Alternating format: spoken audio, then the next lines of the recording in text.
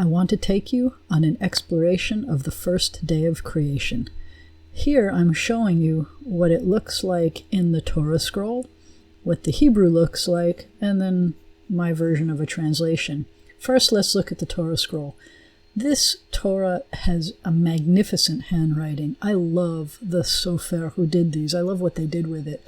I want you to notice that at the very top of the line, when there's nothing else above it, these tagim, these little hooks, they are just glorious. You notice how there's 3 hooks on the letters, and each of the 3 hooks has 3 little hooks on them.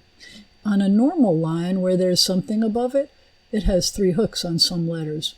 And depending on what kind of a Torah it was, where it was written, different letters might have the tagim on them. But it's regular 3 hooks. They're pretty, but they're regular. When you get to a spot in this Torah scroll where there's a space above, then you get fancy again. They're not as simple as this, they're fancier. But then when you get up here, it's fancy on top of fancy. I also want you to notice that in almost every Torah scroll that you look at in the world, you will see a giant bet at the beginning of the Torah scroll. And that's how the world was started to be created, with this giant bet. So there's a question, obviously, why giant? And we don't really know the answer. There are a number of answers that you could make up one, and I'd love to hear what you have to say. One of the reasons I like to think about it is that the letter bet represents a bayit, a house. And you'll notice that the bet is open this way, and it's as if all of the letters, all of creation is coming out of that house, kind of the house of God, and everything comes out of that. So I think that that's a one way of looking at it, and as I say, I would like to know what you think. But there is the question about why did God use the letter bet as the first letter to begin the creation of the world? And there are some wonderful midrashim, some wonderful stories about that. Again, I'd like to hear what you have to say. That's not what I wanted to talk about today. There are other things about this creation story that I would like to talk about. So we're going to look at these line by line, and I'm going to give you some insights into the story. So this is just the first sentence. The first 3 words are Bereshit bara Elohim. You'll notice that on my sheet here, you're going to see the Hebrew, the transliteration, so you could try to sound it out, and then the English translation, my English translation. This aleph, this Hebrew letter, means that we're in verse 1, and there's a 1 that corresponds where we get to the English. Everything is going from right to left, even the English here, because it's word for word. So the first word is Bereshit, and most people translate that as in the beginning. I don't like that translation. I don't see a the, for one thing, and I do see ba, that means in, or it means with, but then I see Rosh, Resh Aleph Shin, that means Rosh. We know, for example, that Rosh Hashanah means the head of the year. A Rosh is the beginning of something, so it is a beginning moment. Like when a baby is born, then you hope that the head comes out first. So I call this in a head moment, or at a first instance, or I've heard the translation that it's not about Rosh, but it's Reshit, which is primal stuff. That might be the matter that God used to create the world. So Bereshit, I'm going to say at a first instance, or at a heady moment. Bara means he created. Elohim is God. Elohim, I want you to notice, when a word ends in im in Hebrew, that usually means it's plural. But bara means he created, which is singular. So we already know that we have a God that is looking plural, but is acting as a singular. I want to point out that it does not mean that he created God. That there is going to be, and we're about to see it in a second, some hint that tells us what actually was receiving the action of the verb, and it wasn't God. The word order in Hebrew can be very fluid, so the verb often comes before the subject, unlike in English, where usually you say the who did it and then what got done. So when we want to know what was it that God created, look for this word. This word, et, is the DDOM, the definite direct object marker. It is what is receiving the action of the verb. But I want you to look at this in a different way. This word is made up of an aleph and a tav. Aleph is the first letter of the Hebrew alphabet, and Tav is the last one. You are going to often see throughout the Torah something that is called a merism, which means that you take opposite things and you talk about them, but you usually mean not just the opposites, but everything that comes in between.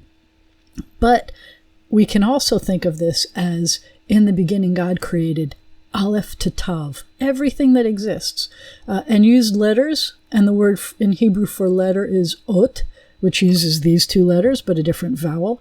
And so in the beginning, God created letters, which were used to create words, which were used to create everything.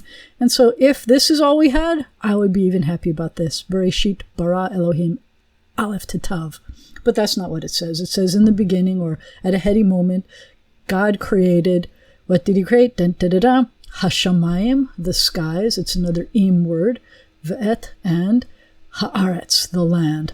Some people think that haaretz, which means the land, which means the promised land, that the whole purpose of creation was to create the promised land, which for us is obviously Israel. It could also mean just the land, the whole earth, and that it is our responsibility to take care of haaretz, the thing that was most important, that God created the skies where God and the angels dwell, and the land, which is where we dwell. I want to point out something now that I put two sentences here. It may be harder to see, but this is a story about a birth, and it's a story about an infancy of the world, and there are a lot of hints to the fact that we have a baby here, a baby world here. One of them is repetition. So I want you to notice that the first three letters of this is Bet Resh Aleph, and then the very next word is made up of Bet Resh Aleph. They don't mean anything the same. This word has nothing to do with created, which is the three-letter root for that word, but we resonate to that. We think about it. We think about creation. And you'll know that there are lots of stories for little children that use repetition to comfort and to teach a child how to learn and what the words are. So here we have Bereshit bara with the same words over and over again. We have the et twice. And then the last word of this sentence is haaretz, but the first word of the second sentence is v'haaretz, and the land. So I just wanted to show you there's also going to be more repetition as we continue, but this is the second sentence and you could see it bigger. So v'haaretz, and the land, hayata tohu vavohu. If you say those words, you realize that every single one of those words is using all of your breath to say hayata tohu vavohu. You're hearing whispering, you're hearing breath sounds. Hayata is feminine, so that's why I said she was. The land is feminine, by the way. The land was void and unformed. And then there's the word v'choshech. I love that word. It makes it sound like velvet to me. V'choshech, like a dark, deep velvet. It means and darkness. Al is on. Paneh means the face of. I wrote faces here because a face in Hebrew can never be singular. Panim ends in an im. Panim, there's many, many faces when you're thinking about one face. I love that because we all do have many, many faces, and maybe no two faces are the same. So it says there's darkness on the face of Tehom. That sounds much deeper than this. This sounds like deep. That doesn't sound deep at all. So there's darkness on the face of the deep. That always surprised me because to me, if I had a hole and the hole was very deep, then the deeper I went, the darker it would be. But this says there's darkness on the face of it. So I started to imagine that maybe it's not just talking about going inside the earth, but it's going outside to space, because then I imagine it getting darker and darker. But remember, there was no light at all yet. And then it says, V'ruach Elohim. Ruach means the spirit of, or the wind of, or the breath of God. Mirachefet. Mirachefet means something like hovers. And this word is surprising because it is a continuous action. It is not a past tense. It is not a future tense. There is no such thing as present tense in the Torah, but it is a continuous action as if it always was and always will be. And we're talking about ruach here, which is God's spirit, and they're using a feminine verb. So when we saw bara, created, that was a masculine action. This is merachefet, is hovering. And you'll find that when God does things in the world, then God acts as a masculine verb. When God is a spiritual side, it's usually a feminine verb. And the thing that surprises me especially here is that the word ruach is sometimes masculine and sometimes feminine. When God chose to give us the words to describe how God created the world, God chose to turn this into a feminine verb. I think that's pretty cool. It makes me understand a little bit why this word, Elohim, God, looks plural, but is singular, because God has many aspects, things that are a feminine side and things that are a masculine side, and I love that.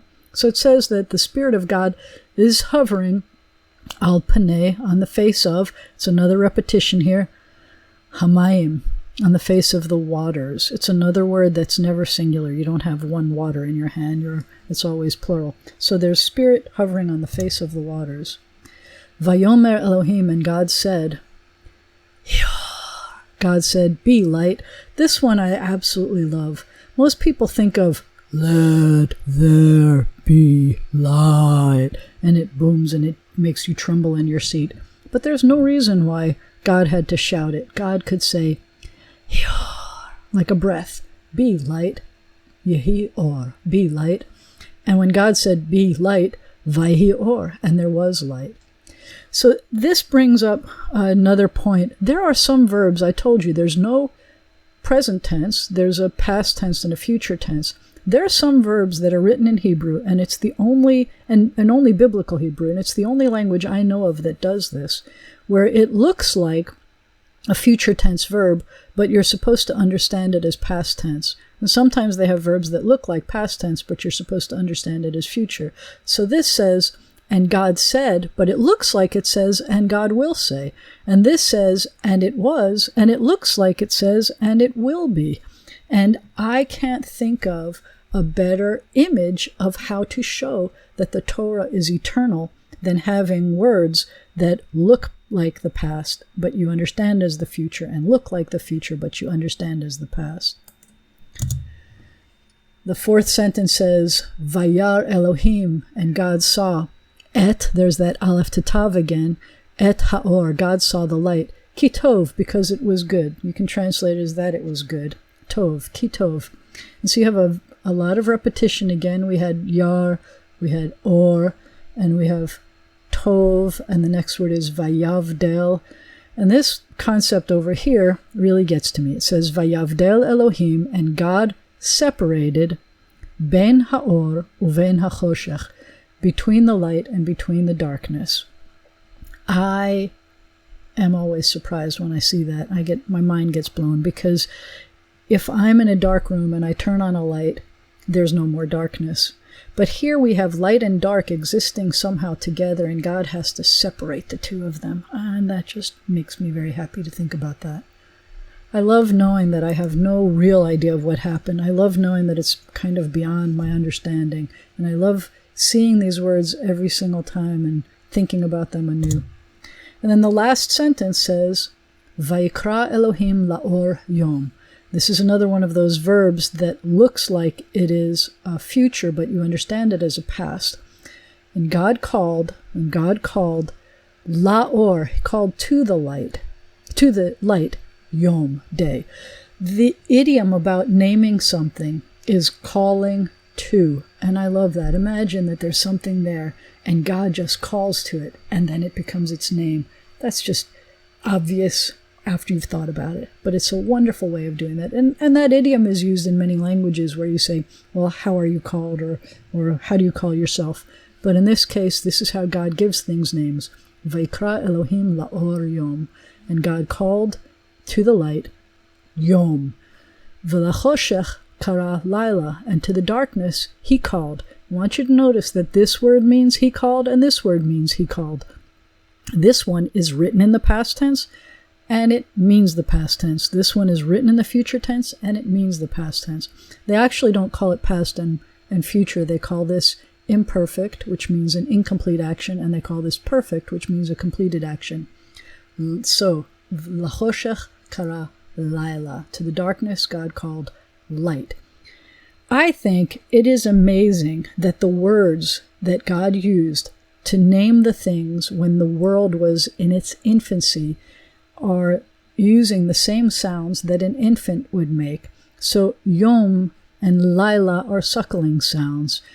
Day and night are not sounds. Night is not a sound that a baby could make on purpose. But la la la and yum yum yum, those are sounds that a baby can make because they're suckling sounds.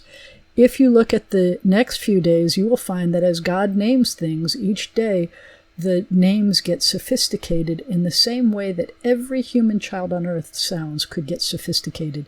Even if they speak one of those clicking languages, this is how their language would progress. And that's what we're seeing as an infancy progressing. And then it says, Vahi Erev, Vahi Voker, and there was evening and there was morning, Yom Echad. And it says Yom, which you know means day, like Yom Kippur, Yom Echad, one. It says one day. Many translations say first day. It doesn't say first. There's a word for first. I love that this day says one day. Starting with the second day, it says second day. But it says one day, because when there's only one, it isn't the first. It's not until you get to the second that there was a first. So there was evening and there was morning, and you know that that's why we count our days starting in the evening. Erev Shabbat is Shabbat evening, and that's when Shabbat begins. I kind of struggle with this a little bit. Why is it that the day starts in the evening, and then you go to sleep, and then you get rested, and then you wake up in the morning, and that's when things continue, and that's when you get productive? And I realized, how cool is that the day starts when things wind down, and then you sleep and you rest. I don't know if you realize, but sleep makes up, or should make up, about a third of your whole entire life. Your dream world and your sleep world is important enough that God created us to be creatures that 1/3 of our entire life is spent sleeping. So I want you to appreciate your sleep more too. And I want you to appreciate Torah. I teach Hebrew using this first day as how we learn the letters. All but 7 letters are in the Torah in the first day of creation, and then after that we go to Exodus, the Decalogue. But I hope that you'll take Hebrew with me. Look for my HebrewDoc.com website and take Hebrew with me. Meanwhile, I hope you have a wonderful day.